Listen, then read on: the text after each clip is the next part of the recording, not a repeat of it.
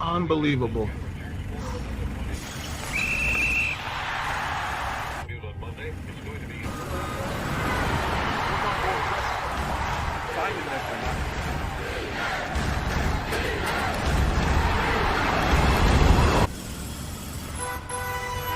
Hey.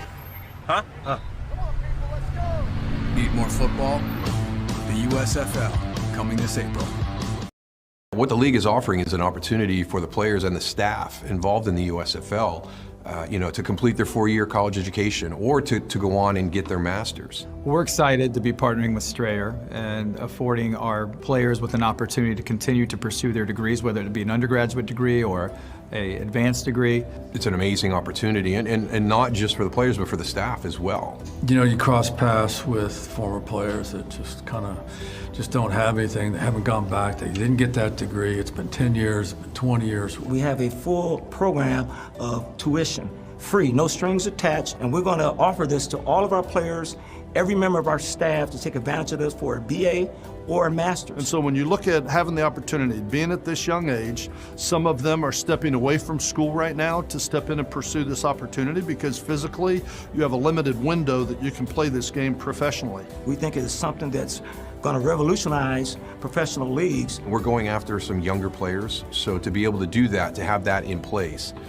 If you're a JUCO player and you just don't see a 4-year university in your future and you'd like to chase your football dream, you can come to the USFL and we can still help you get that degree. That's a league that cares about who their employees are. It really sets the tone that we care about the players. We want to benefit them, not just through providing this platform, this professional football league for them to continue to develop, for them to live out their dreams of being a professional football player, but more importantly, what we're looking to do for them after they leave the league. So advancing their education, putting them in a position to be gainfully employed after their playing career is over with. I think we're fully committed to that. What is up, my friends? Welcome to another edition of the XFL Week in Review. I am your host, Mark Perry, editor of XFL News Hub. And on this week's show, we got full details of the USFL player contract. You just heard from a bunch of people from the USFL talking about the scholarships thing. I thought it was interesting that Daryl Johnston talked about going after JUCO players. That was an interesting take from that. And of course, you saw that really great commercial. I would say the two USFL spots that they've had have been outstanding. I think they are great, and it definitely capture the interest of fans coming that will want to check out the USFL. So on this week's show, we have a full details of the USFL player contracts from our own Mike Mitchell. Dig deep, got into some stuff that other people weren't talking about online. We'll get into all that in its full detail, what that looks like. Plus, we've got Daryl Johnston. He was on another show talking about the USFL championship game in July and some other interesting tidbits. Plus, XFL news. Yes, we are XFL News Hub. XFL fans are checking in, wanting to know. We thought we were going to get something next week. Last week. I thought for sure something last week with The Rock's 2 to 3 week timeline. Maybe he was talking about this was week 3 and there was going to be some kind of big announcement.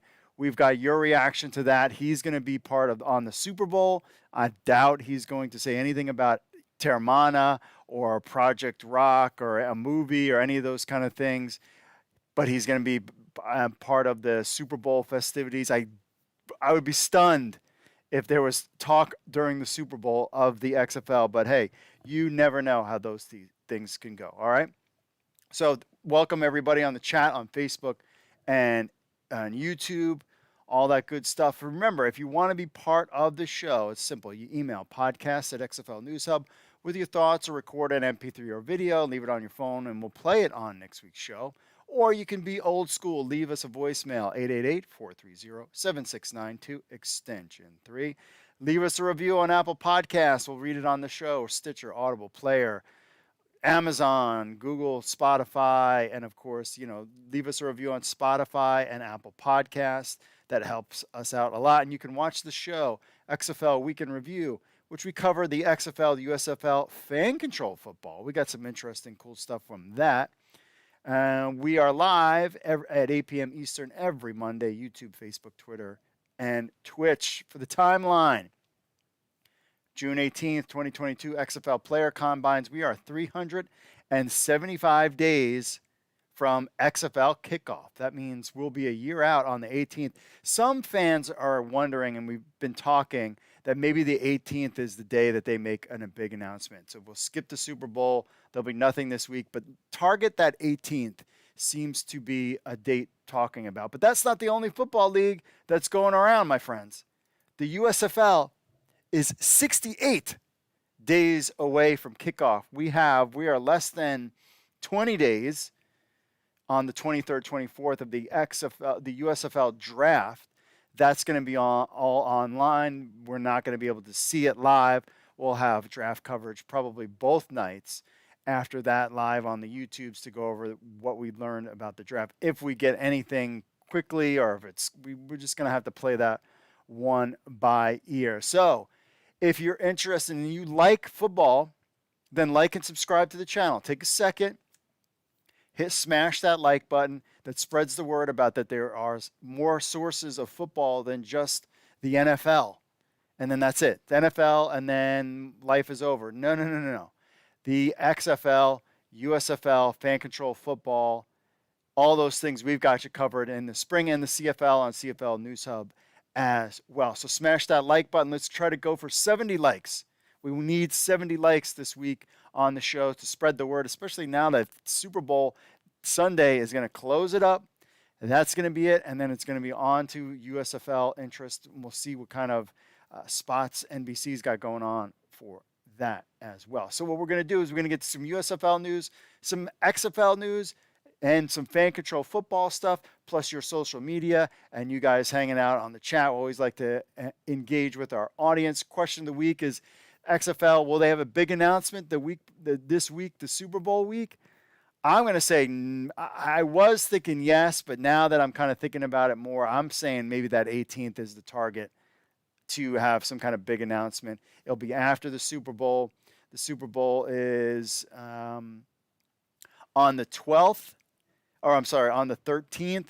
Let the news cycle die down, and then on the 18th, then you have an XFL announcement. But then, hey, the week after that, you've got the USFL draft. And I wonder if somebody like Colin Cowherd devotes a segment or two, now that the NFL season is over and he can't talk about Baker Mayfield and Aaron Rodgers, that he would devote some segments to that. That's basically the only way you'll get me and a lot of others to tune in. Sorry, I don't like that kind of sports talk where it's just kind of all drama-filled and talking about LeBron and talking about Baker Mayfield and making it all of sports into a soap opera. I'm not about that. I'm about the play, and I'm about a lot more than just that junk. That's Fox News, CNN, ESPN trash. I'm not into that. And I don't think you guys are either. We're just into it. We're just football fans, hardcore football fans. All right, my friends. So without further ado, let's get into the week that was the USFL, XFL, and fan control football.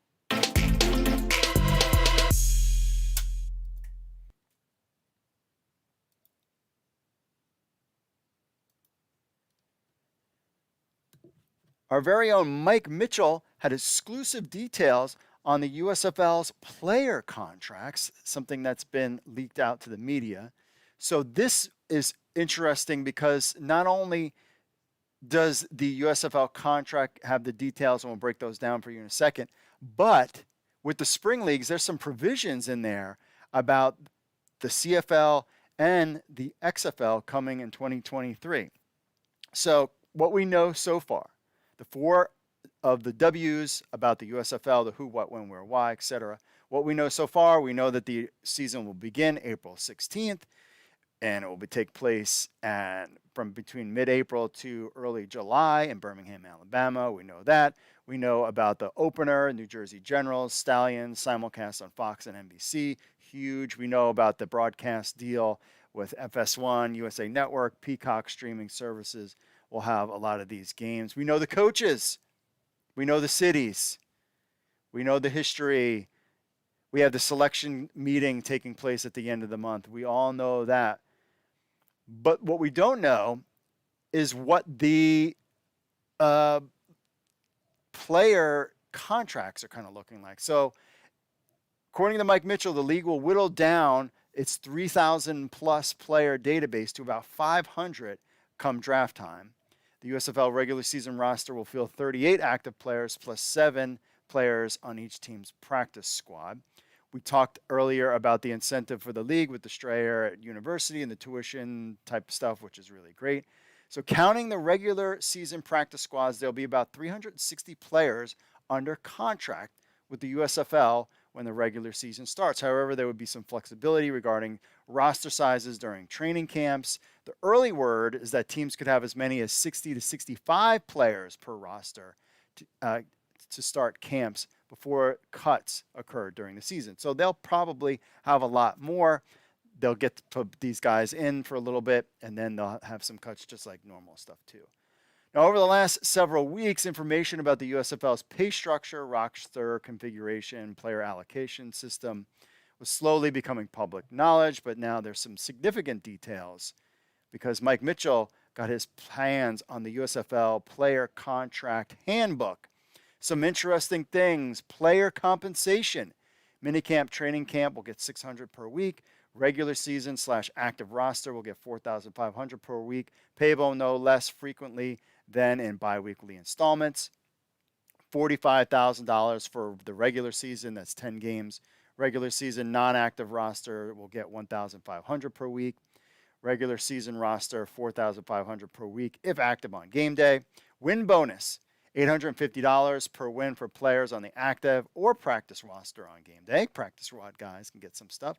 Championship game bonus, not the $1 million game the XFL had in 2021. No, $10,000 to each player on the active roster for the winning teams. Players on the practice squad, reserve, suspended list do not receive the win bonus.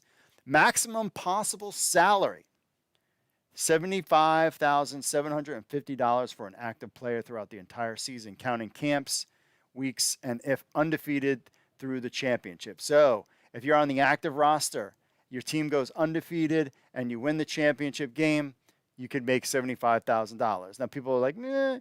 But remember, this is a 10-week season, 12 weeks total.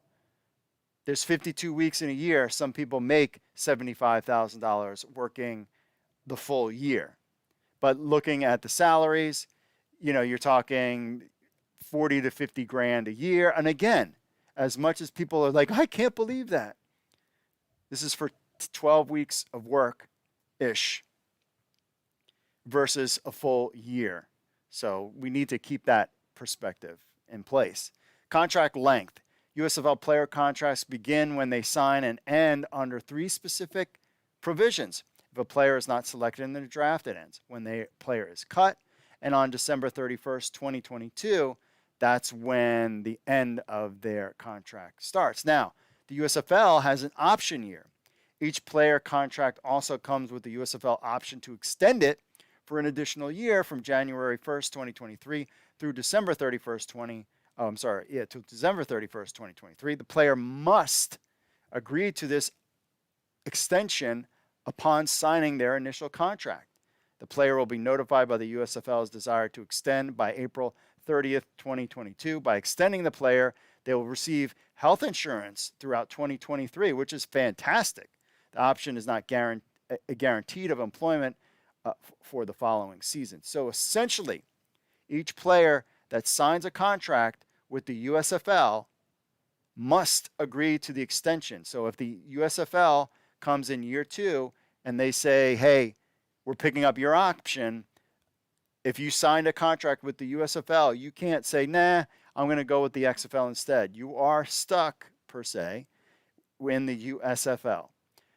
However, it is fantastic that there will be health insurance coverage for those guys through the next year. So that is a definite perk. So what is this going to mean when we get this draft? Who's going to stay with the USFL? Who's not? The XFL really needs to have some type of announcement, something for players to chew their teeth on before they kind of sign a contract with the USFL. Now, the group will have their health insurance plan will cover players. The details per the USFL handbook will be distributed by the league to its players during training camp. If players are injured performing, we all know that. Compensation claim is made in the state of Alabama. That's a whole thing. And people don't realize like how hard it is. Remember Oliver Luck specifically talking about the difficulties of dealing with workers' compensation stuff when it comes to all these different states. That's why you want to have everything in a hub. Then everything is just in the state of Alabama, and you can deal with everything in one state rather than having to deal with all these different states and all their policies. Now, the USFL non-compete clause, that's really one of the interesting things Mike focuses on. Once a player is signed and plays with the USFL, they are locked in for a full season through the USFL championship game. Clearly, that's the way it should be. After the season ends in the summer, they can sign with a team in the NFL only, provided they notify the USFL and provide a copy of the contract. So, hey, I got a tryout with the NFL. They want me on their roster. Here's the contract. Then the USFL will let you go.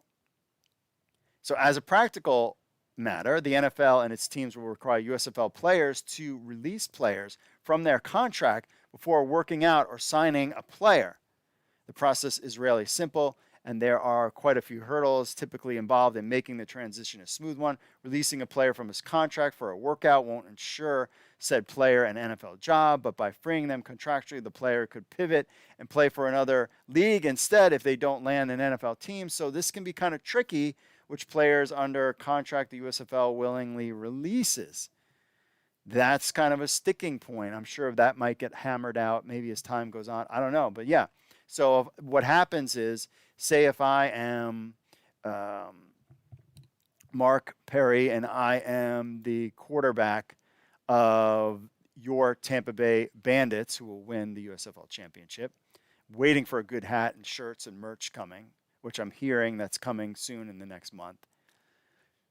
If I am the starting quarterback and I get an offer to try out for the Baltimore Ravens, the USFL would then release me so that I could try out. That doesn't guarantee me. Now, if the Baltimore Ravens say, hey, you know what, Mark, you're kind of not who you say you are. You said you were 6'5", you're actually 6 foot, and you really can't throw the ball at all.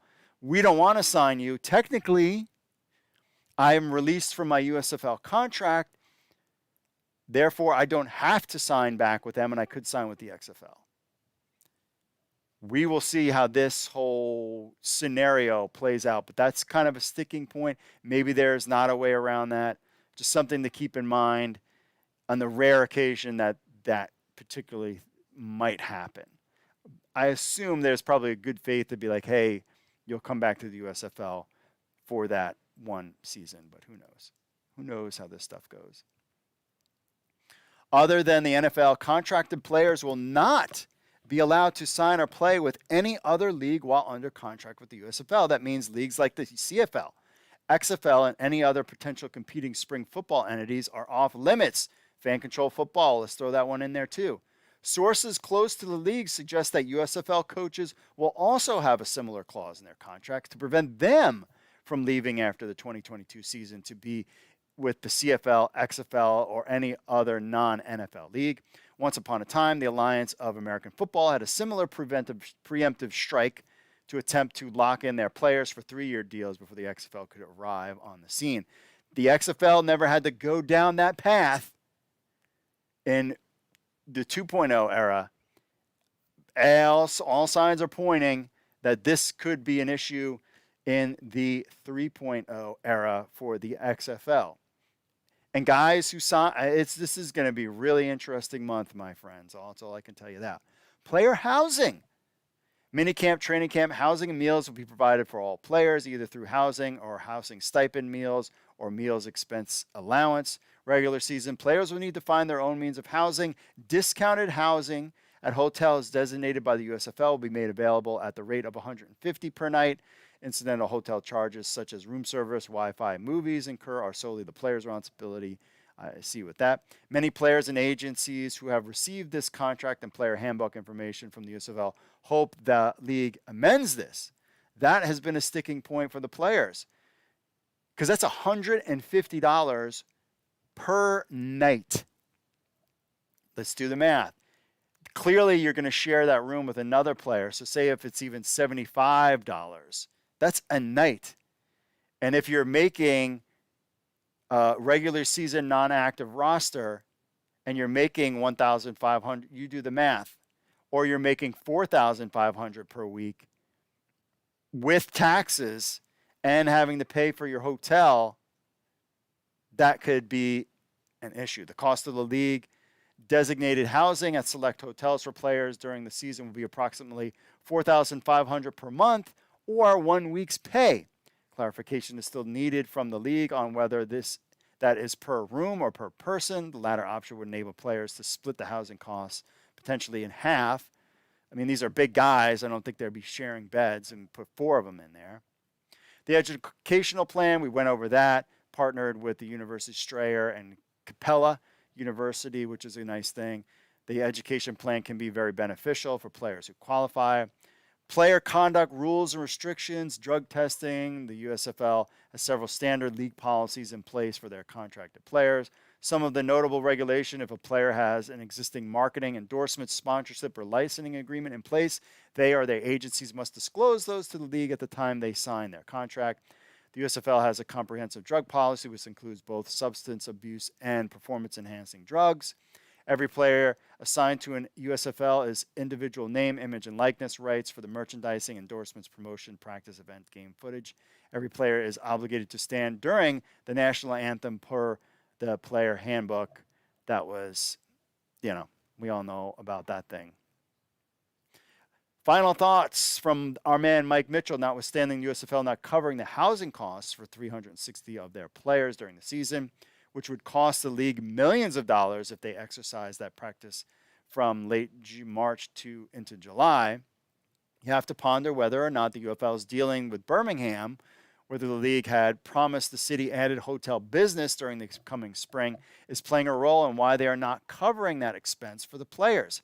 After all, business guarantees were part of the deal to convince Birmingham to become a hub site and effectively act as a launching point for the league.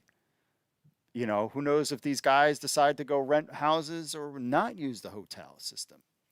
The significant factor in the USFL's long-term growth is Birmingham. Fox Sports found a willing, and some would argue a desperate partner. I don't know if they were desperate.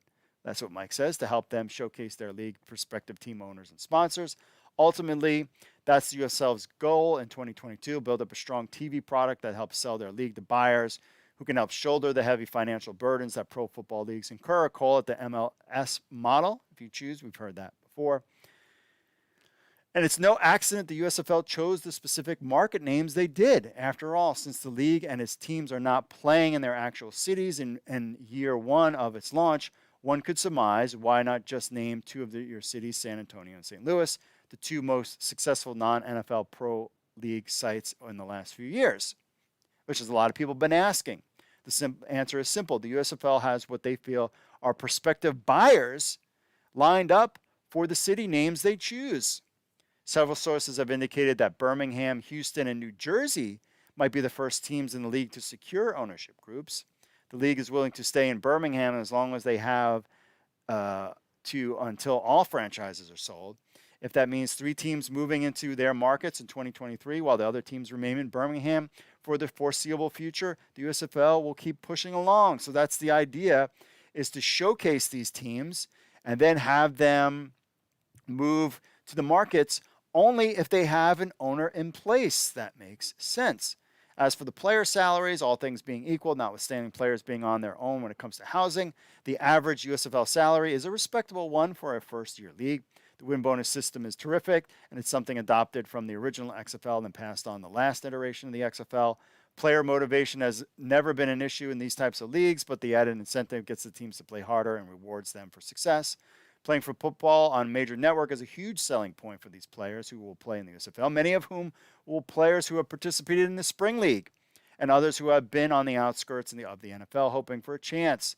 The USFL's salary base and option year structure is a sound business decision, of course, with the XFL on the horizon.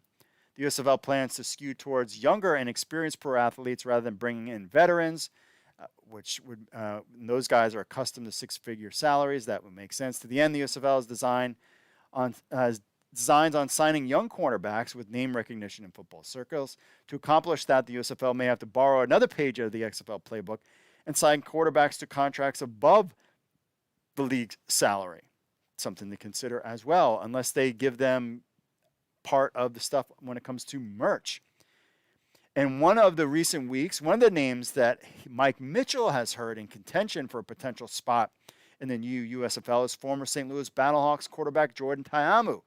Sources indicate there is interest in both sides. As always is the case, it will all come down to money, compensation. So Jordan Ta'amu could be part of the USFL, my friends. What do you think about that? 4 of the XFL's quarterbacks in 2020 are currently on NFL rosters: Heineke, Johnston, P.J. Walker, Tyree Jackson. Ta'amu was one of the first XFL players to jump to the NFL, starring in the league. We all know what happened to him. It's bouncing around all over in the NFL. This will give him a chance to shine. The USFL could be a perfect match for Ta'amu and vice versa. Another quarterback who piqued interest is former Ole Miss star Chad Kelly, and the young signal caller and former Colts draft pick is the type of player that would be a perfect fit in the USFL. Not only he's a young quarterback, but getting an opportunity to play. Chad Kelly, of course, his uncle, Hall of Fame Jim Kelly, once dominated the United States Football League with the Houston Gamblers before starring with the Buffalo Bills. So there you have it. Mike Mitchell breaking it all down. Jordan Ta'amu's name is out there. All of the player compensation is out there. The hotel accommodations are out there. How much you're going to get for food. That, you know, you're going to get something. The max you can make is $75,750 if you win it all out. Is this enough to get clearly? I mean, players are probably would be willing to get less. Remember, it's only 12 weeks. I think we will have to see how all this transpires. Remember, too, the XFL had a plan in place. Then they went out and changed it after talking to agents and really getting their nose in the dirt, so to speak, talking with these agents and trying to get players. So one would assume that this could be it's effective January 2022, but maybe there could be some changes in the horizon for the USFL Players Handbook. What do you think? Leave us a comment and let us know. Do you think this is going to draw some big-time players to the USFL? Or maybe they'll wait and see what the XFL has to offer? Or maybe they'll just even wait out for an NFL tryout? We will just have to tune in and find out.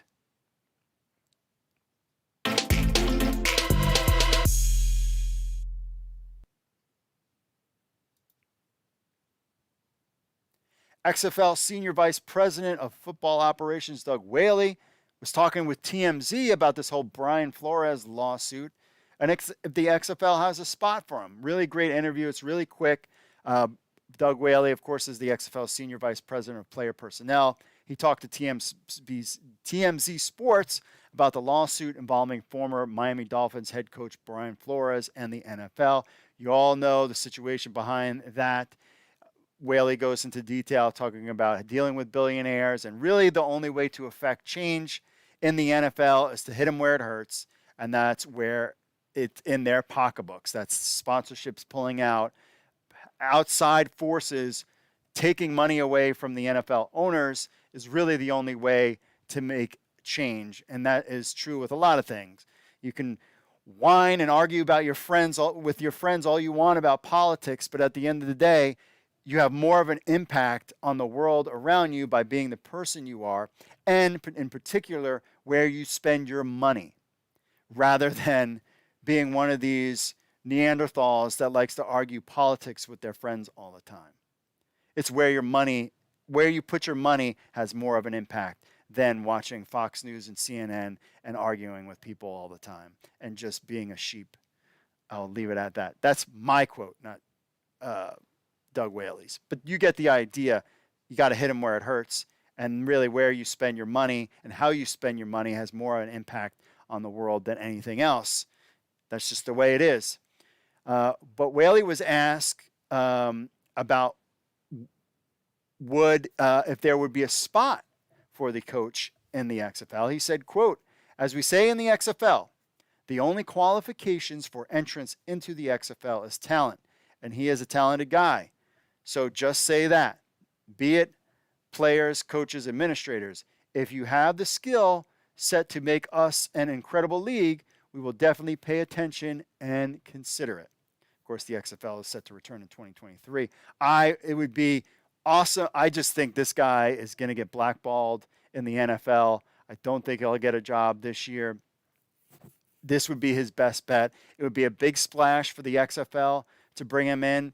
You know, do you believe the chatter that came out of the Dolphins about Brian Flores, that he was hard to deal with and kind of a pain to deal with? Or was that just spin because of, you know, all these things going on? Who knows? But we will see. Maybe he'd make a great fit in the XFL. The XFL wants to make a splash and giving people opportunity. Man, this would be a big catch. And wouldn't it be fantastic for, I mean, a guy like Jeff Fisher to win the USFL championship, but a guy like Brian Flores comes in and takes over, say, the DC Defenders and takes them all the way to the championship undefeated season. And it's like, what's up? I am a great coach. I told you so. Very fascinating. We'll have to see how this whole story plays out.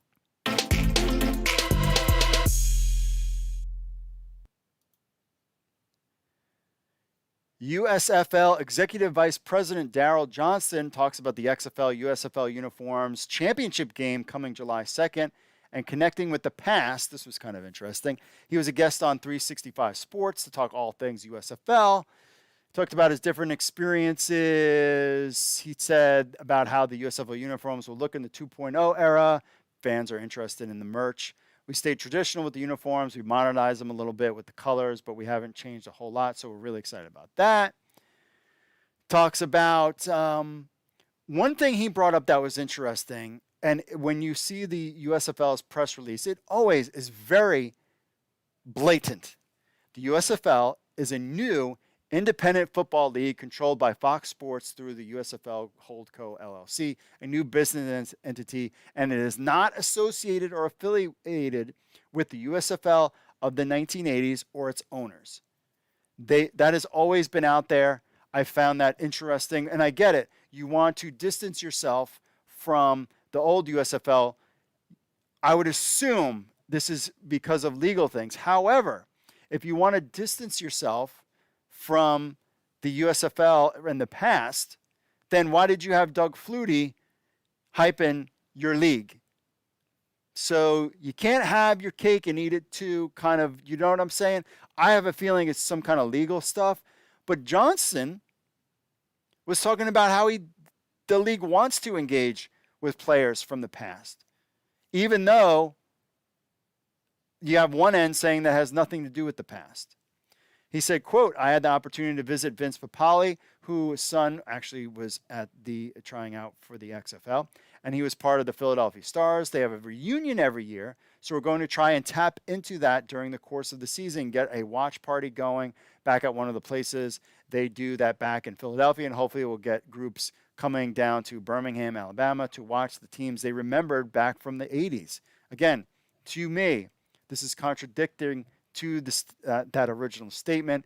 However, I would assume that's legalese to other people trying to sue them for whatever when it comes to the past.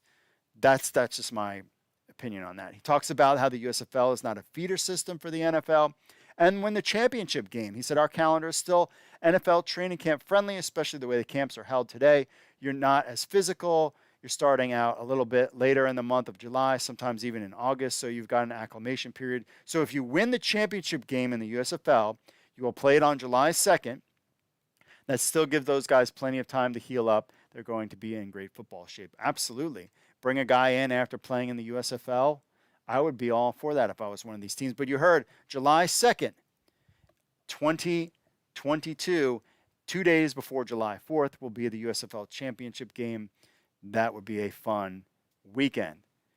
He talks about playing in Birmingham and Prospective Stadium in the hub city. That was basically the main stuff for Daryl Johnston talking about the USFL. So interesting things to note. The uniforms will be tweaked a little bit. They are connecting with the past, just not, yes, they are and they aren't.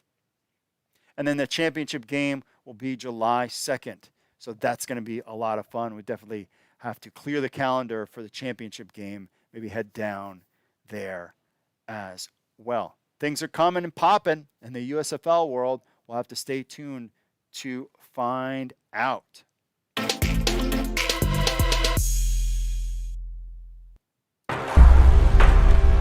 This April, the disruptors of professional sports return to Atlanta in a brand new state-of-the-art arena built at Pullman Yards. Get ready for luxury suites, in-your-face action, and the ultimate fan experience. Fan Control Football Season Version 2.0 starts April 16, 2022. We've broken ground. Sign up for early access and game day tickets. So there you have it.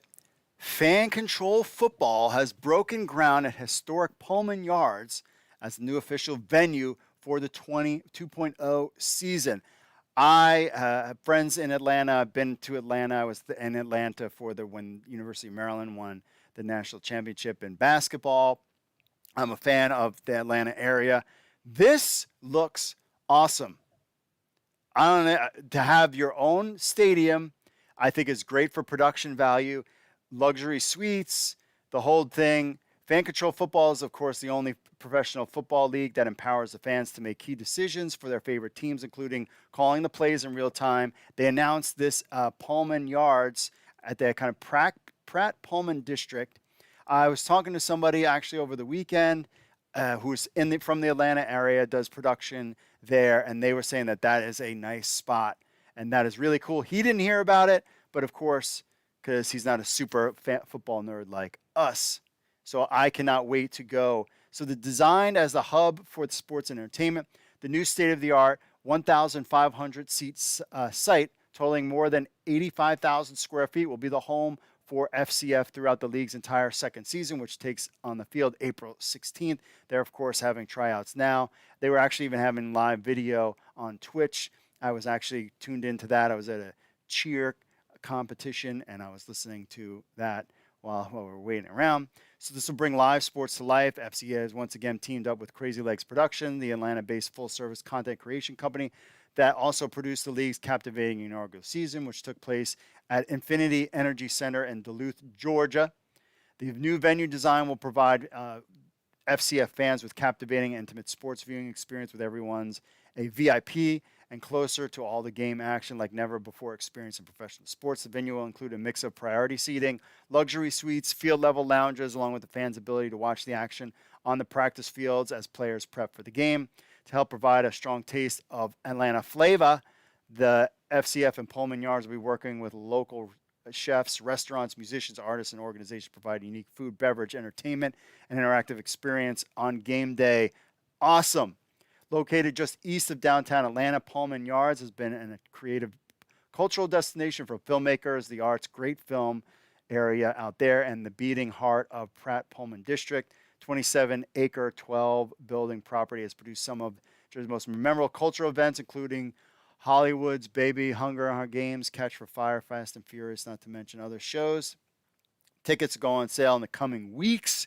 You can get that and get on their season ticket holder list, or just get a pre-order list. I signed up for that as well. So if you're going to be in the Atlanta area, if you live in the Atlanta area, I mean, just look at some of these cool pictures that they have here. I mean, you've got the screen and you've got the field and the fans on the side and the lights and the coloring.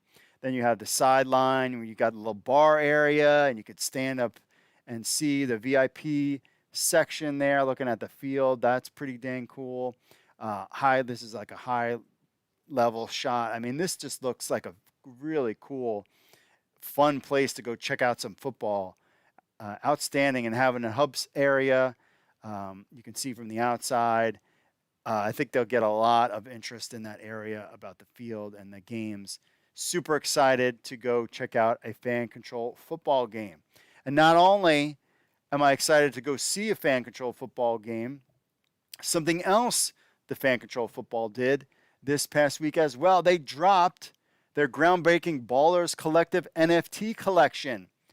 Now, the cost of these NFTs were about $225. Yours truly has purchased one. That is correct. I am a technology junkie. I've been playing Axie Infinity, trying to understand how that works. And I also, of course, I am part of Team Aoki. I got involved with the Fan Control Football Ballers Collective. I got an NFT. I wanted to see what it was all like. So basically, there's a little process. They have these collectibles, digital collectibles, that are part of the league, that are part of this new section of their league. I mean, you can buy them, you can turn around and sell them if you want. I'm learning more about how this goes along, but they finally dropped their NFTs. There was an issue with the pre-sale. It didn't affect anything. The next day, they were back on track. Talked to somebody from Fan Control Football. All is well, and everything went well after that on the public sale. And so right now, I haven't checked, but I there was like, you get like a couple pictures, and then the official artwork wasn't revealed yet. It was just kind of grayed out a little bit, which was kind of cool. And the artwork looks pretty cool. And you have to download the app to your phone. So I got the Fan Control Football app running on my phone. I've got my NFT. I'm part of Team Aoki. I've been answering questions. It's just a lot of fun. I would absolutely, if you're a super nerd football fan, try this out. You don't have to buy the NFTs if you don't want to. If you're not into if you want to be anti-NFT, then root for another team. I'm very interested to see how this goes. I really love the innovation. I love that they have the new stadium to play their games in. I plan on going there. And we also plan on, in the next week or two, to have somebody from Fan Control Football on to talk about the NFTs and this new stadium, because I am super interested. And my plan is, in May, is to head down to Atlanta and take the wife, and we'll go down to Atlanta, visit some friends, and check out some Fan Control Football. I'm super excited to cover this for you. I love the integration of technology and blockchain, especially with football. I think this is what they're doing is something that the other leagues will pick up on in the next 5 years. And to be part in the beginning, I think is a lot of fun. So they have their NFTs out there. I guess I am Team Aoki. That's my team. They have famed musician and producer Steve Aoki and 888. I don't know these guys, but there was Kings of Deegan, which had Tiki and Ronnie Barber. Not a big fan of Tiki Barber. I grew up in New York, man. The Bored Apes. I'm not like a big thing with like apes and NFTs and stuff. That's not my kind of thing. And the Gutter Cat Gang. I love my cat. I have cat Jasmine, who is a Siamese cat, and I love my cat. Maybe I would have went to the Gutter Cat Gang, but I'm kind of a dog person, so I went with that as well. So I went with Team Aoki, and I'm a music guy. Played music, was a drummer, huge Neil Peart fan, so went with the music guys, and we'll see how that goes. So really exciting stuff coming from Fan Control Football. I definitely recommend downloading the app and just check it out. If you're bored waiting for the USFL and XFL to make some announcements, you're going to have Fan Control Football, USFL going on at the same time, and they're going to be playing games around the same time. Maybe. Their games, the Fan Control Football games, I believe, are every Saturday. Their games will be on Saturday. We'll have to figure out where you can. I know you can see them on Peacock or something like that. I don't know what the deal. We'll get into that as the season gets closer. But you download the phone app, pick your team. They ask you questions about your team, and you vote on stuff. And I'm really gonna just try this out. The first year, our man Josh Davis, he was the Fan Control Football guy. I kind of checked it out, but I was kind of like, what is this? And now that we all know Josh's story, I definitely want to keep the mantle alive for Fan Control Football and really just give it a shot and see what it's like this year and experience what they've got going on there. And it's more opportunity for football players, so that is good. Let us know what you think about Fan Control Football and their innovative stuff going on in the comments below.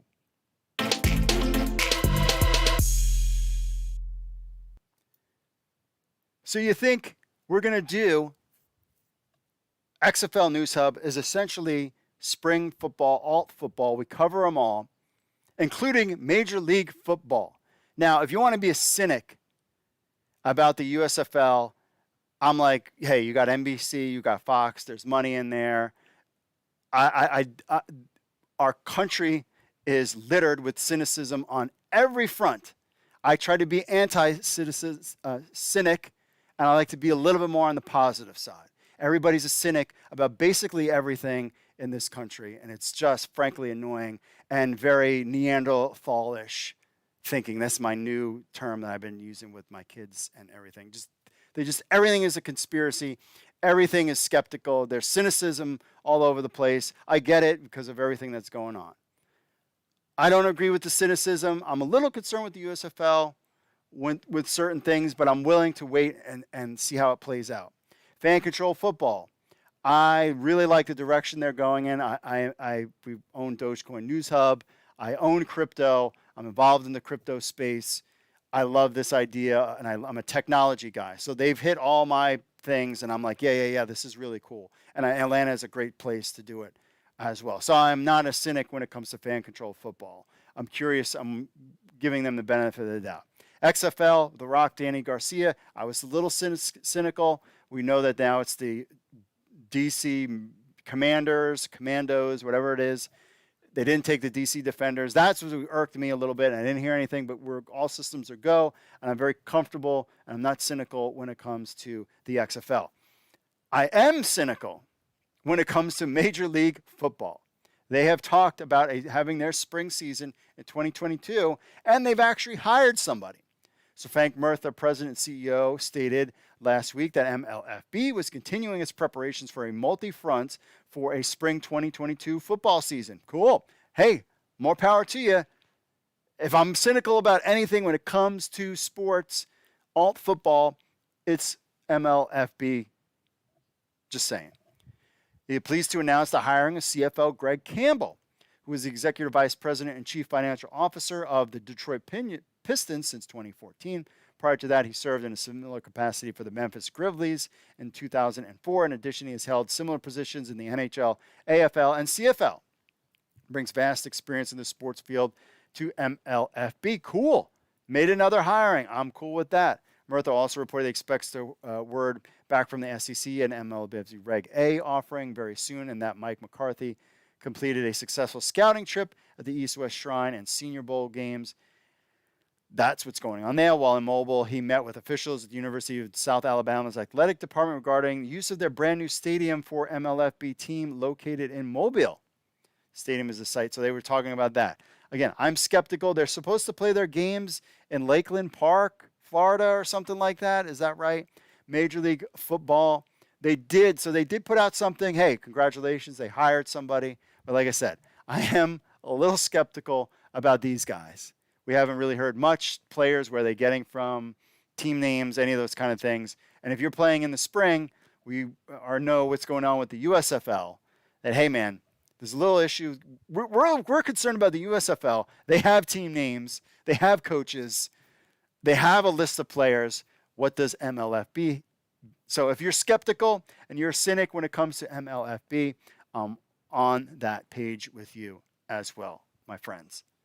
All right, we'll take a commercial break and get to your social media stuff. And you guys hanging out with you in the chat right after this. Stay tuned, my friends.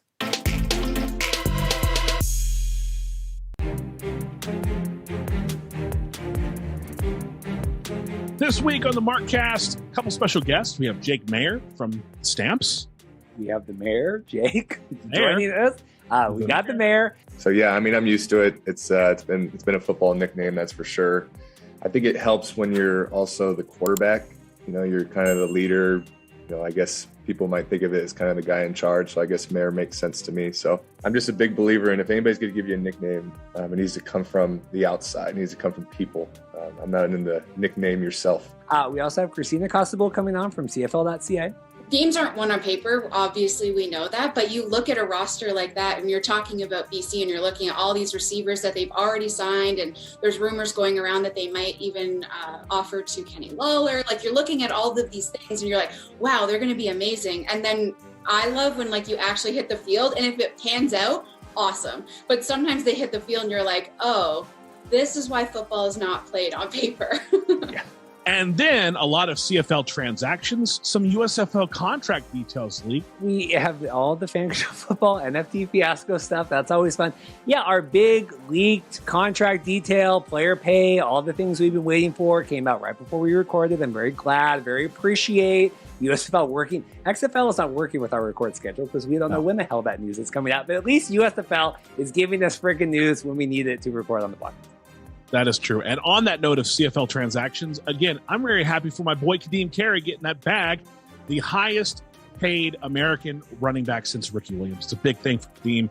So shout outs to him. We're going to be talking about all those CFL transaction news and a lot more this week on the Markcast. BC Lions buying the Grey Cup.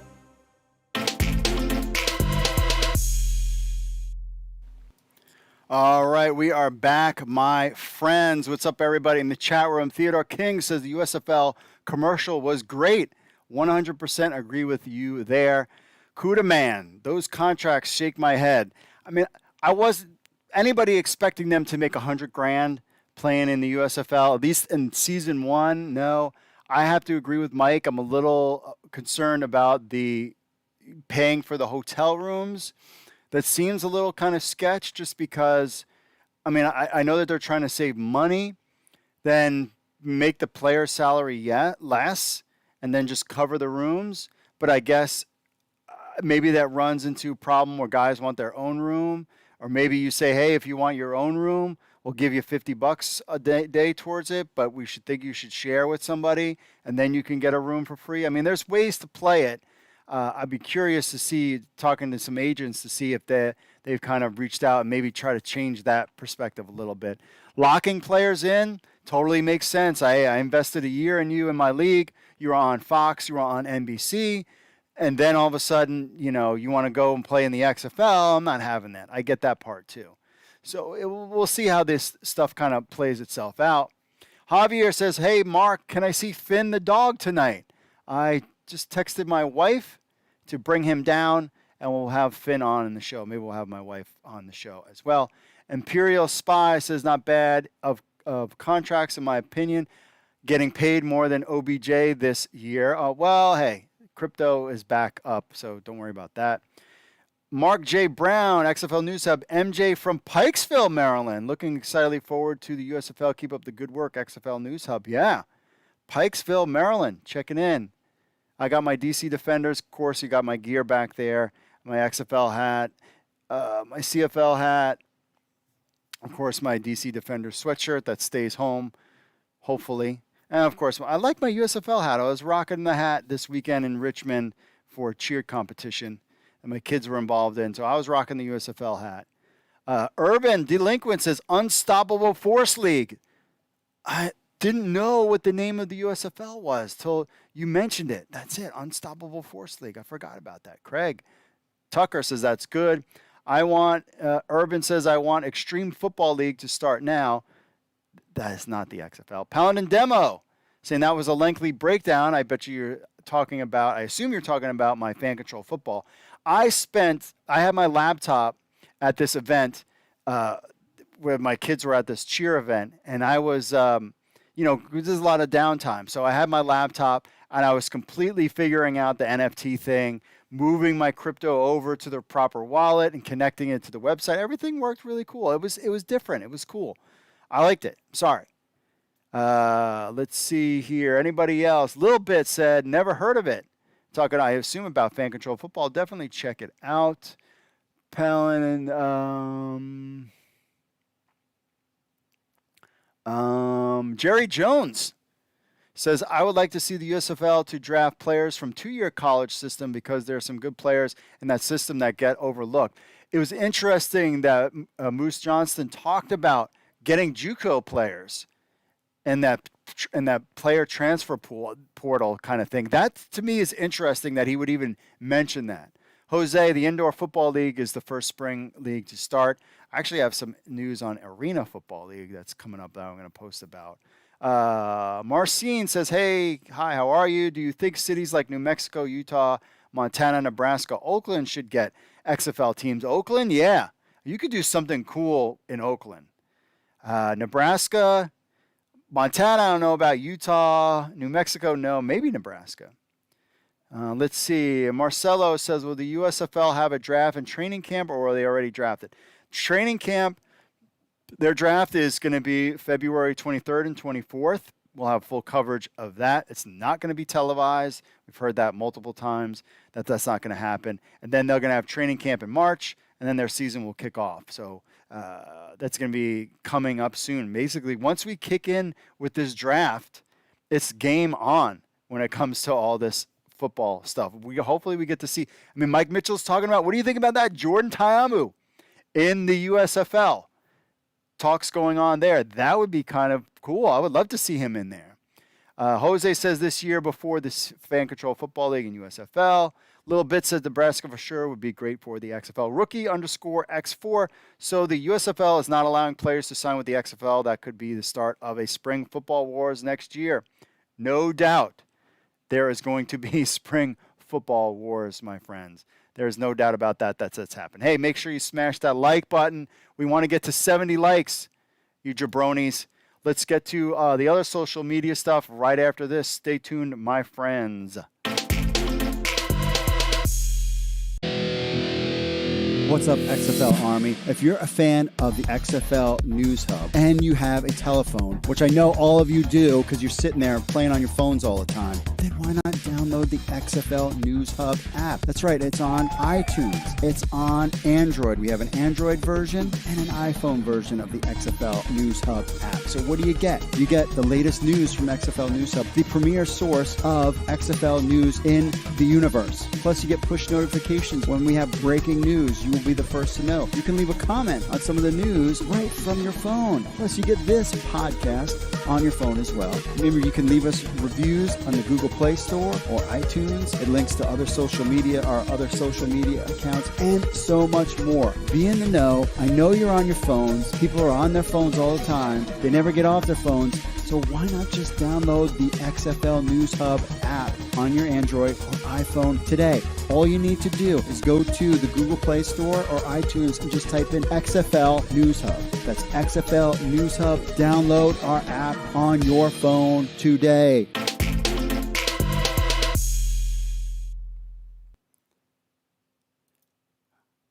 All right, let's take a look at your social media stuff real quick. On the Mike Mitchell's exclusive details, Alex says, let's get the schedule out.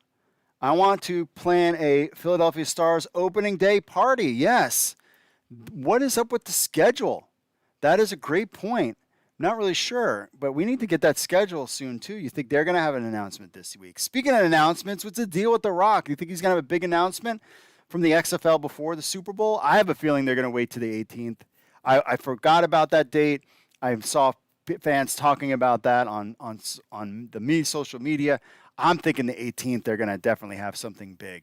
Might as well drop like something huge on that day. Maybe that's what they'll do. I would just tease that this week, just based on The Rock said 2 or 3 weeks. But hey, maybe that's what he was thinking. He didn't know what day it was. But he is going to be in Los Angeles as a special pregame appearance from Dwayne The Rock Johnson. Clearly, he's not going to talk about Termana. He's not going to talk about, I don't know what he's going to talk about, but he's going to be on Super Bowl. That is very cool. Javier says, please, some good news, XFL news. Grant says, I don't think the hype was worth the wait. Watch. It would be something they can say today. Yeah, Zach says, yes, it's going to be huge, like the one of his The Rock Says wrestling-style promos. If you smell what The Rock is cooking. Yeah, it's going to be something like that. It's not going to be XFL related. I would be stunned if it was. Jaguars seeking permission to interview Pep Hamilton. That has changed.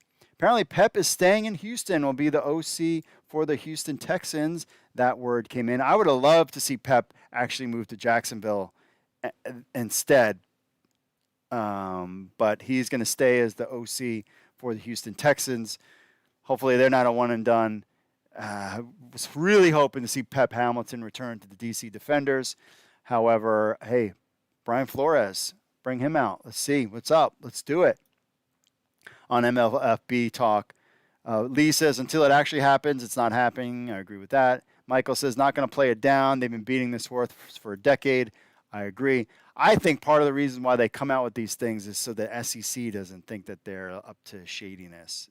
But I have no proof of that whatsoever. Allegedly, I'm just speaking. I have no clue if that's why they do it. But yeah, I'm with you there. Did you know 21 years ago on February 3rd was 1 year after the original XFL was announced, and it was the first game between the New York, New Jersey Hitmen and the Las Vegas Outlaws at Sam Boyd Stadium in Whitney, Las Vegas. That's right. 21 years ago on February 3rd, 2001, the XFL 1-point era began. Robert says, still have my jersey. Love the pay-to-play concept. Tom says the NFL still hasn't thanked the XFL for the Sky Cam. They never will. Gary says, I saw my He Hate Me jersey. Larry says, please do not abandon the dream of the USFL, XFL, CFL merger someday to create a terrific spring football alternative to the NFL. What a great landing spot for so many highly touted players. Yeah, we'll see with that. Joe says, I still have my football in Chicago Enforcers. And Jordan says, 19-0 Outlaws won. They were my team that I chose to be a fan of. 19 is my favorite number. Wish I had still have my Outlaw hat. I do have the XFL shirt from the team helmets back in the day. I had a Hitman in 24-ish. Can't wait for the 3.0 to start. David says, I went to the first home game at the Coliseum. It was a complete mess. So many stops in the action besides a bad injury. There were fights all over the place, so badly managed and put together. We ended up leaving at the start of the third quarter. Yikes. Yeah, that was not planned out well at all. However, it would be totally awesome, and the XFL should totally do this, is, once you kind of get your thing going, have retro gear. People would buy it. I would buy it. You kidding me?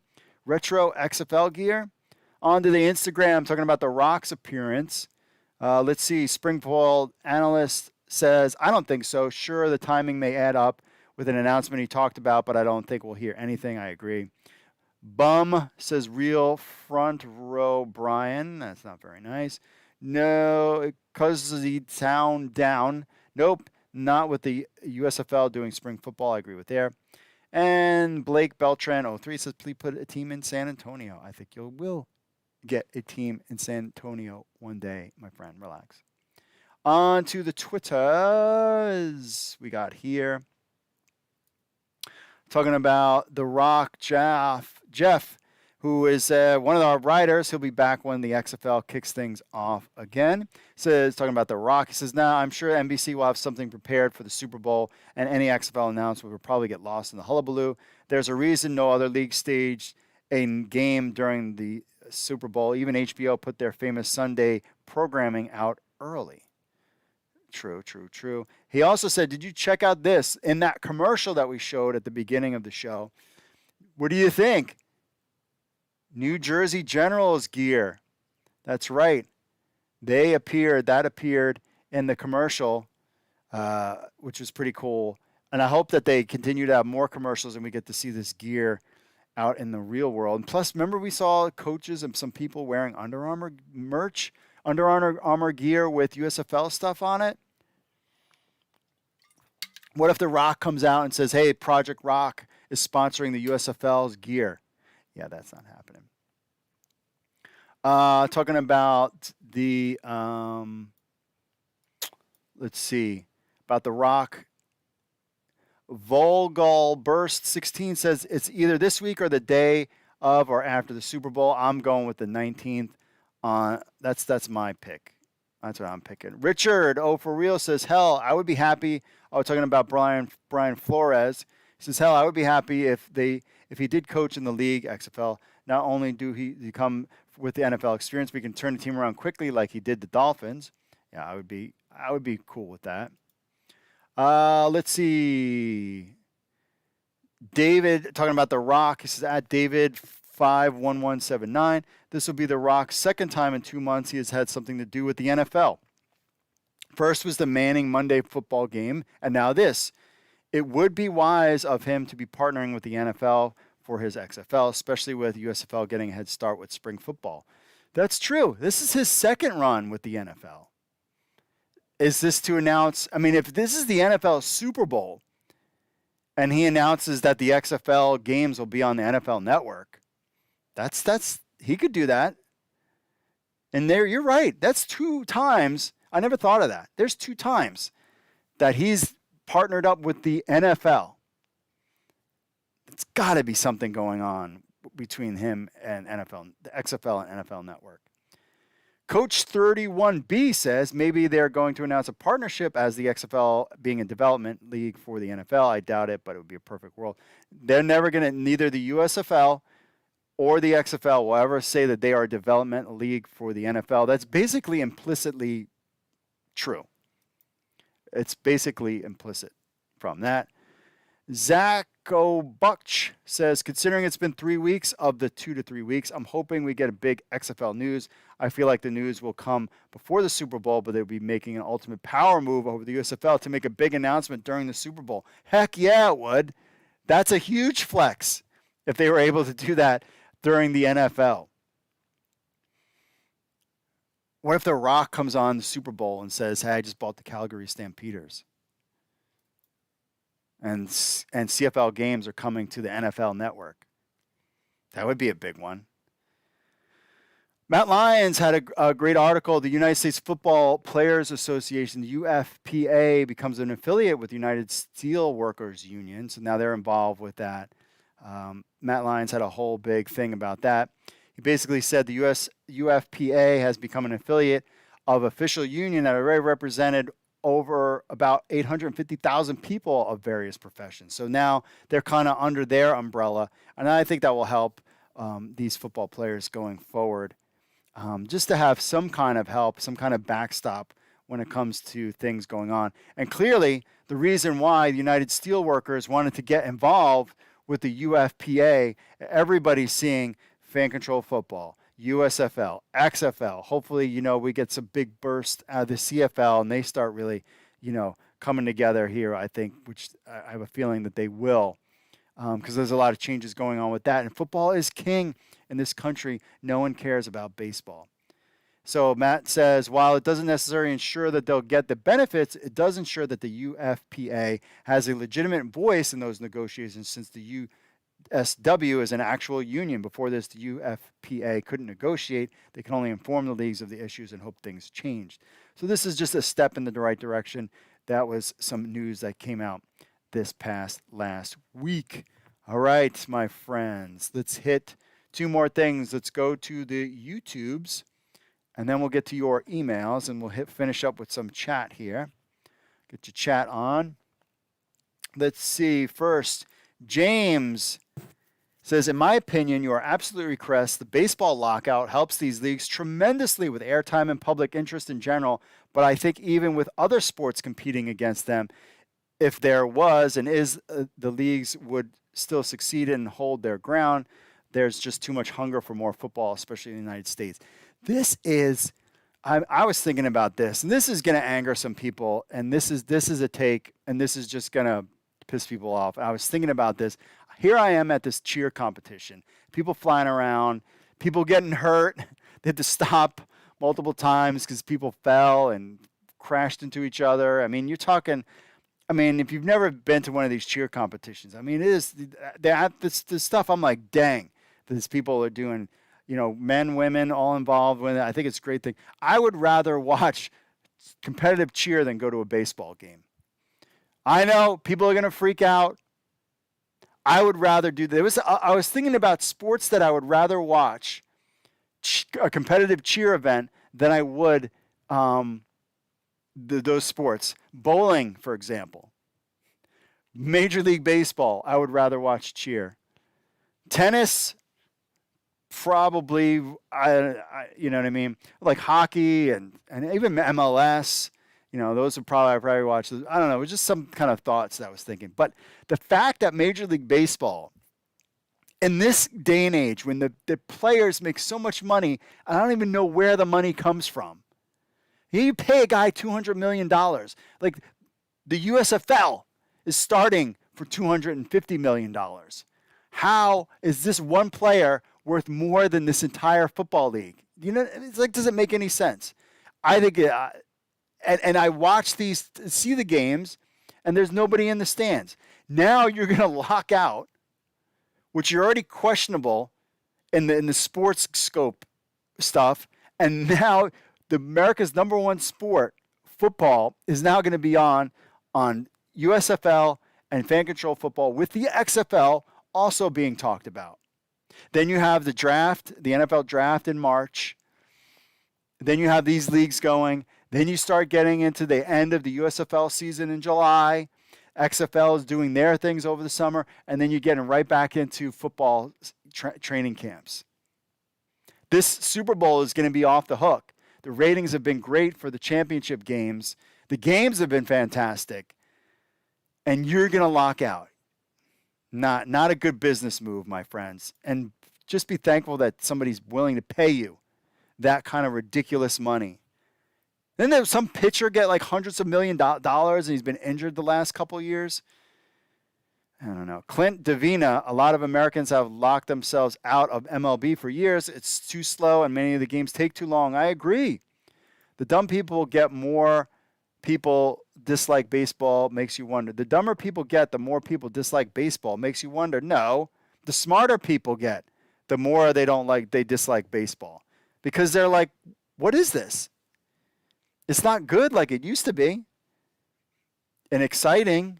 I'm telling you, I grew up a baseball fan. I was a diehard Mets fan. 86 Mets.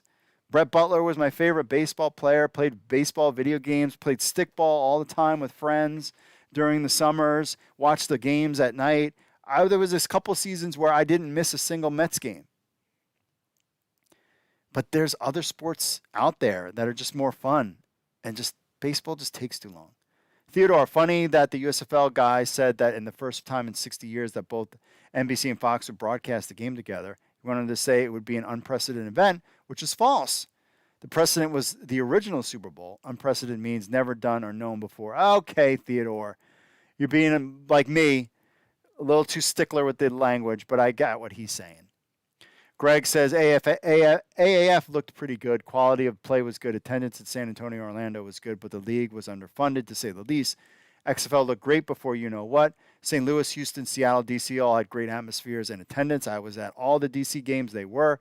Is the USFL on field play going to be equal to XFL 2.0? I think so. Is the league funded to survive at least a few years? Yes, it should be. Can the USFL and XFL play basically around the same time next year? That's going to be the crazy question. Players, and how is this going to go next year? Christopher says, thanks for covering spring leagues. You're very, very welcome. All right, let's get to some quick emails, and then we'll wrap up this show, as always. I know people are going to freak out. I haven't even looked at chat yet. What are you talking about? Cheer's better than Major League Baseball. Are you kidding me? You've never been to a cheer competition, a good high-level cheer competition before. So to criticize me, you need to go to a cheer competition first, or even checking out the crazy ones on ESPN. That's the high-level stuff. But even being there in person, I'm just telling you. Danny says, hey, Mark, just want to say thanks for reading my question, and thanks for making the podcast in the news app. You're very welcome. Also, just wanted to ask you if you heard of the European League of Football. Why, yes. We cover the European League of Football on CFL News Hub. Matt Lyons every week does a recap on the weekends of all the news that happened with the European League of Football. We are the only ones that are covering it in the United States, and they know it too. So check out CFL News Hub on Saturdays or Sundays. He will always have an article out there to keep you up to date on everything ELF. Not ELF. We don't call NIFL. The NFL, we say NFL, but for whatever reason, ELF. We call it, everybody calls it ELF. I'm going to make sure I call it ELF. I know you have plenty on your plate. I haven't watched any games, but this is the first time I've heard of it. I wanted to know if you knew if it was good football or not. Matt Lyons and, God rest his soul, Josh Davis loved watching the games, and they were all in about it. They all loved it. And he also says, in Mike's article, I'd love more explanation on the USFL option, because as an XFL fan, I want to see them succeed, and the best way to do that is with the best players. I'm wondering if the XFL will be able to compete financially with the salaries of the USFL. I assume that they'll be the same, but remember, the USFL is playing in a hub season. The XFL is going to go all out, season tickets, the whole deal. They're going to be forking over a lot more. The USFL is going to be saving money, while the XFL is going to be forking out a lot of money to do this. Now, is Redbird Capital same financial position as Fox Sports is, money-wise? I don't think so. They're going to compete. Maybe in 5 years, we'll be CFL or USFL News Hub for all we know. Also, possible TV partners with the XFL. I feel ESPN would be the obvious partner. But with Amazon branching into football recently, maybe they'd be willing to take a chance on any other streaming service because, of course, everyone knows sports is the last frontier of live sports. Absolutely it is. Thanks for hearing my rant. Always, I have plenty more to say. I'll have to be specific questions. I have plenty for casual fans. I know that I can get their take, not just diehards like us and our awesome community. Thanks, Danny, for checking in. Yes, ESPN would be a great partner. I would be very curious to see how, that's the wrong one. I'd be very curious to see how traffic to our site would do with an XFL game on the NFL Network versus on a streaming service live like Amazon. Like, would we get a huge, you know what I mean? Like, that would be, I'd be so curious to see how that would go versus having a game on Fox or ABC, even ESPN. I mean, the games on the over-the-air networks, traffic-wise, were a lot higher than even games on ESPN and other ones. Those channels are still valuable. You know what else is valuable? A phone caller. I'm hoping maybe we get an announcement about the XFL in 2023 and about, the United States Football League, about, what they plan to do in the way of presenting it on television, and the MLFB about, will it be on TV, who will carry the games, and that kind of thing. So I'm hoping maybe you'll put it on the podcast. This is Mr. Barnhill speaking. All right. Thanks for the message, Mr. Bart Hill. Couldn't quite get your name there. Appreciate the phone call. Remember, you can call 888-430-7692, extension 3. As far as your question about how that USFL will be produced, first, XFL, we can't wait to hear something from the league. We're super excited about that, waiting for the big announcement. Something, I'm thinking the 18th now. We might not get anything this week. Maybe we'll get some stuff from the USFL. As far as the USFL goes, how they're going to produce the games will be very similar like they did with the Spring League. I don't think you'll see anything innovative. We've talked about lasers was one of the things that the Mike Pereira had talked about, that they might have something kind of different thing. But they've got a short window, too, to get things going. And this is going to be like this. They consider this like an incubator. And they're going to try to grow this league from this incubator. And I think it's business model versus business model. And as far as MLFB, don't worry about it. Don't waste your time. We'll let you know if anything of interest happens with the MLFB, but I'm not feeling MLFB. Sorry. Just like Shiba coin or one of that coin. No. Dogecoin, yeah. Shiba, no. Finally, James sneaking this email in. XFL News Hub rocks, always does. Thank you very much. He's got 2 comments. 1, Jonathan Hayes needs to be the next Battlehawks coach. 100% agree. Brian Flores needs to be the next DC Defenders coach. 100% agree. XFL will not have a problem with coaching diversity. 300% agree. Agree. Jonathan Hayes needs to be back. He's been doing like the Senior Bowl kind of circuit. I'm hoping that he's just waiting on the sidelines to return to the XFL. Brian Flores in DC would be a fantastic get.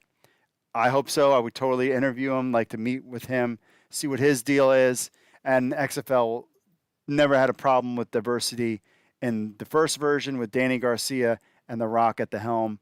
I don't think they'll have a problem with that in this version as well. All right, finally, let's get to What's up with everybody in the chat? Wow, lots of people in the chat. Let's see here. We'll just hit a couple real quick.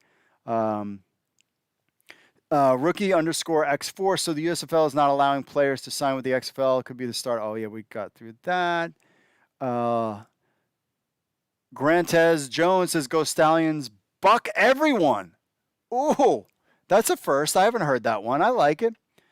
Marcelo says, Jordan Ta'amu can ball. That would be a great get for the USFL. No question about that. Denzel says, what do you think the XFL news will be, and do you think XFL will have some kind of partnership with the NFL?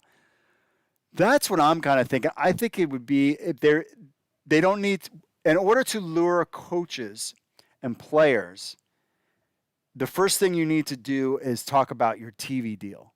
That would be, I would think that would be what you want to do first. And then you can get into the teams and everything. The TV deal is the key, because that's what's going to generate interest from potential owners. If these leagues want to have fine ownerships, guys taking over there. And it shows you the power of the players. Oh, wait, my wife is here. We've got an exclusive. Come here. We've got an exclusive. We have Finny Finster. My wife has brought Finny Finster to this is what she calls him. So if you haven't heard the story, that is my dog, Finn. He made it to the show. Hey, pup. How you doing? So the funny story about Finny Finster, which his name is Finn, is my wife is getting him to pay attention. So his name is Finn, and she watches dogs sometimes, and I noticed that some dogs really pay attention to their name. So one time Finn was sitting there, and I said, hey, Finn. And he just didn't look at me at all. And then I said, hey, Finny Finster. And then he turned around and looked at me. So the dog thinks his name is Finny Finster. But his name is Finn. That's because my wife, who's over there smiling at me, calls him Finny Finster all the time. So that's him. So there he is. Say hello, pup. He's returned. He's returned to the show. He's always underneath the desk. And he's like, what are you doing, my daddy dog? He's going to be 2 years old in April. Boston Terrier. August. All right, there he goes, and now he's going back to his mom. So there you go. Finn, the dog, has returned to the XFL Week in Review show. He was requested to make an appearance. Thank you to my wife for bringing him down. This is why you got to stay tuned to the end of the show. Let's see. Paladin Demo said, third time The Rock introduced the Super Bowl. Jared, I used to watch competitive cheerleading when it was on ESPN. Good for you. Jared says, if a major league player can make so many millions of dollars, they need to guarantee a championship. I'm not into total greed and overpay. Let's see. Lil Bit says, to the moon. Grant Jones says, rugby, bro. Jared says, super cute dog, LOL. Finn Balor. No, he was not named after Finn Balor, but Finn Balor is a great wrestler. Jared says, every channel will carry MLFB. Yes, could you imagine MLFB says, hey, we're going to be simulcast on every single channel, all at the same time. Grant Jones says, XFL will have Project Rock. Oh, I'm definitely that. And Marcelo says, MLS is on fire. Yeah, they're doing really good too. Lots of good stuff there. All right, thanks everybody for checking in. Let's see. Marcelo says, my dog Maximus passed away in December. I'm still heartbroken. What a cute dog, Finn. Yeah. Actually, yeah, I had a dog too. His name was Hank. He passed away. And I remember when he was coming towards the end and we had to kind of put him down because he was just bleeding, and he was just a total mess. He had doggy cancer. I remember one of my coworkers was like, man, when you put that dog down, you're not going to want to come to work the next day. And I was like, whatever, dude. Like, it's about, yep. I was called out the next day. Like, I can't do this. I totally get you. So yeah. And the dogs are awesome. And he's a great dog. I appreciate you guys asking about Finny Finster, Finn the dog. Maybe you'll get to meet him one day. If I could bring him to a game, I would. He's awesome. So that's it for this week's show, my friends. Remember to be part of the show. Email podcast@XFL News Hub with your thoughts, or record an MP3 or video on your phone, and we'll play it on next week's show, or leave a voicemail, 888-430-7692, extension 3. Leave us a review at Apple Podcasts. You know what the deal is there. Watch us live every Monday at 8 p.m. Eastern, Facebook, Twitter, YouTube, Twitch. Smash that like button, you people. Smash the like button. Spread the word. We want to get to 70 likes in this stream. We'd really appreciate that, all you guys. Thanks for hanging out and tuning in. I was like, man, there's not a lot of articles. I know I went on a rant about Fan Control Football League. I plan on having a tutorial about how you can get NFTs and how that system works. If you're interested in that, that's coming soon. I'm still waiting for all that stuff to come out. And we have a lot of USFL stuff and trying to line up some interviews, working on some new graphics, upgrading the studio. And I will tell you this, there are some plans in the works for some fantasy football that you guys might enjoy. We kind of went one direction, now we're going into another direction, and I think this is going to be really cool. A single home for all CFL, pro wrestling, USFL, XFL, fan control football, all in one location. Coming soon, hopefully. Just need the time to knock it out. But there is a plan in place. Super excited about bringing fantasy football to the masses. All right, that's it from me, folks. God bless. Hey, stay safe out there. Thanks for everybody in the chat room on Facebook, Twitch, Instagram, or wherever you are, YouTube. Thanks for checking in. That's it for me, folks. We got a lot of fun things coming down the pike from XFL News Hub, the Markcast, and so much more. Thanks for being part of this community. It's going to explode and grow very, very soon. February, the end of February is going to be off the hook, my friends. So stay tuned for that. All right, that's it for me, folks. God bless. Stay safe out there. Mahalo. And I will see you all later.